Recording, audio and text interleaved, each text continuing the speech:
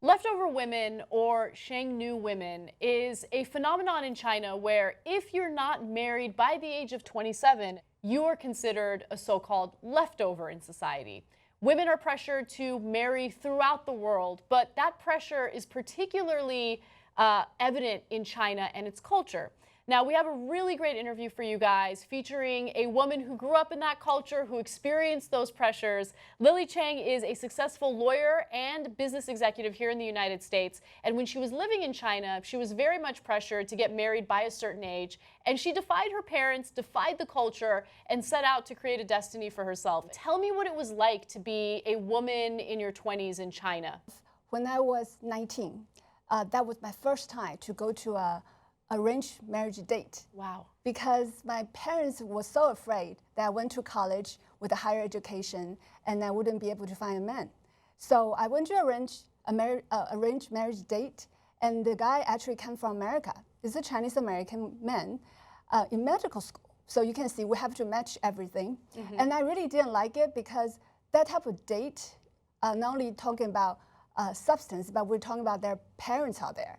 So you give you such a pressure. And I was thinking, I'm only 19. I haven't started the real life in college. So that's pretty much it. I decided that's the last day I will go for the arranged date. I realized you can live a happy, independent life with or without the prince.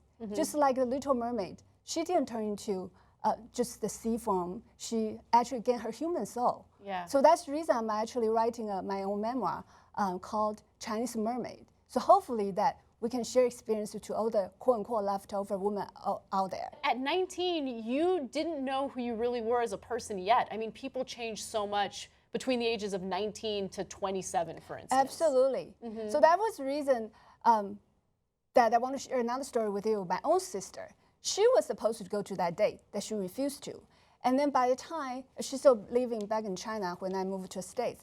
And by the time she was close to 30s, those pressure of a leftover woman sort of drive her to finally marry a guy who she only knew for 3 months. Wow. And she got married 6 months.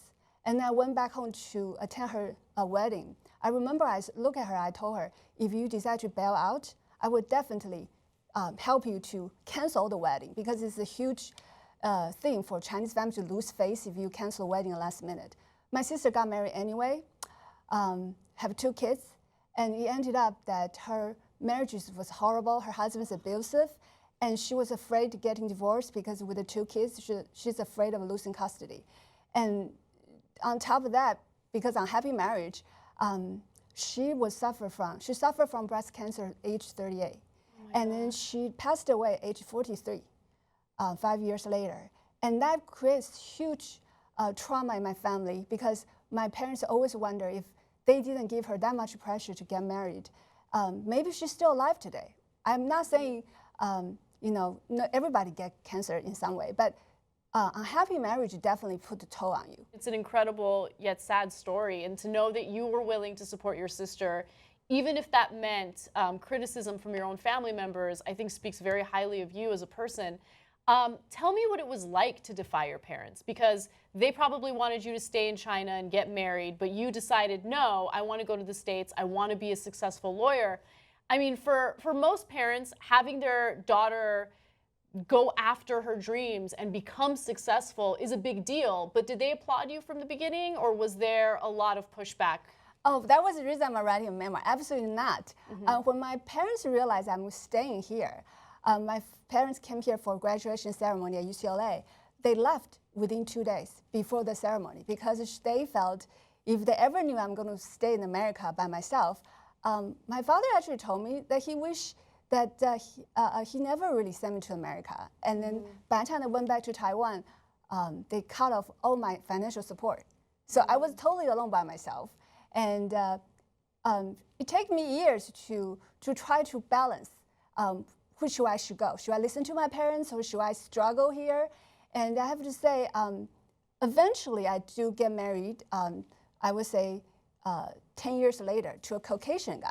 But then I actually continued to be a leftover woman, because my parents were so ashamed. That you didn't marry a Chinese man? Exactly. When I go to Taiwan, my mother told me, do not tell people you're married. Wow. You can tell you have a boyfriend, because they don't want to be ridiculed by the neighbors that I actually marry a man who are not Chinese. So you're considered a leftover woman if you're not married by your mid-20s, and then you're still considered a leftover woman if you don't marry the right guy. Exactly. That's incredible. I mean, that's terrible. What is your relationship with your family like now?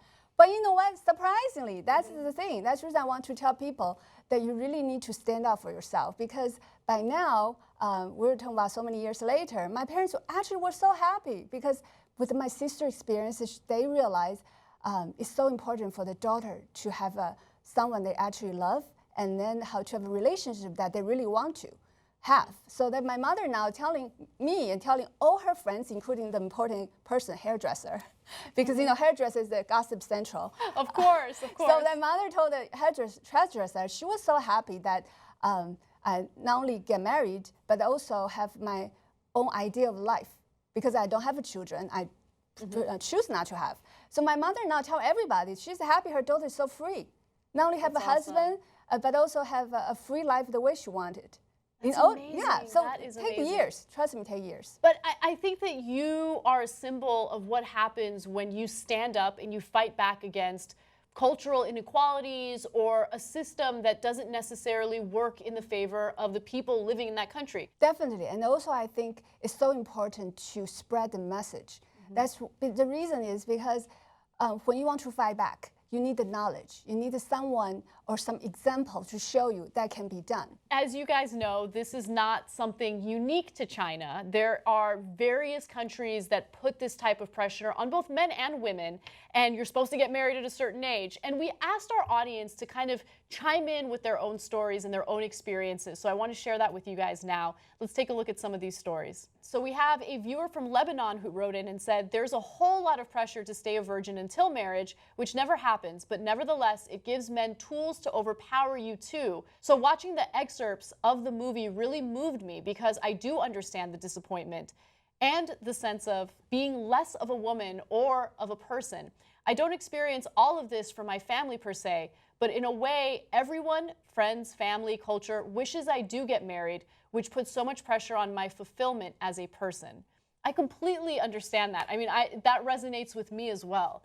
When I was newly single at 27, I ended a 7-year-long relationship. The first thing my dad said to me was, you have to get back together with him. You're 27. You need to get married and have kids. So that pressure exists. And the very first conversation I had with my mom about, you know, the birds and the bees included her telling me, don't ever wear a tampon because if you do, it'll break your hymen. And then if you're not a virgin, no one's going to want to marry you. So like that pressure to be a virgin was also there. And so I love reading these stories and hearing about what other people are going through, because if you're currently experiencing this, you're not alone. This is from the United States/Latin America. My parents have been married for 29 years, and honestly, I've had a great example of what a marriage should be. However, I fear that maybe that this isn't the life for me. I'm independent. I worked and paid for school since I was 18 years old. Currently, I quit teaching, moved back in with my parents, and enrolled back into school to earn my master's in counseling. Although my parents don't address my single life very often, my belief in fear of offending me, I do feel the pressure and get the look of what is wrong with you due to little comments made here and there. I think a lot of people can agree with this and have felt that pressure as well. If it's not happening by your family members, it's certainly happening by society. You go to the movies, you watch those romantic flicks, and you think, wait, is there something wrong with me if I'm single? Am I supposed to be experiencing that as well? But in reality, a lot of us have full, busy lives without having a relationship. So enjoy that. Enjoy the relationships around you, your friends, your family. It's not the end of the world if you're not, you know, partnered up with someone. This is from the UK. I'm currently 26, single in the UK, and the pressure to find someone, while I've not seen or had it directly applied, is definitely socially pervasive. You're definitely seen as being odd or having something wrong with you if you're single for any protracted amount of time after your mid-20s. I like to think it's a good sign that the culture over here is making progress, and independence first is a good thing, but we still have a way to go. It's still not acceptable to be alone for as long as one would like. I agree with that as well. I mean, I think a lot of young people, millennials especially, are focusing on establishing their careers before they get involved in a serious relationship.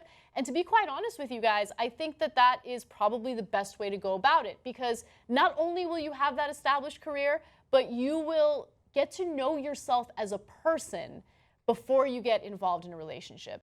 Lily Chang, thank you so much for sharing your story. It takes a lot of guts to do what you're doing, and I appreciate it. You're making life better, not just for women, but for men. Anyone who feels this pressure, anyone who's tied down by societal expectations. But thank you for having me to have this opportunity to help other people and share my experience. Hope you guys enjoyed the interview. We'll see you soon.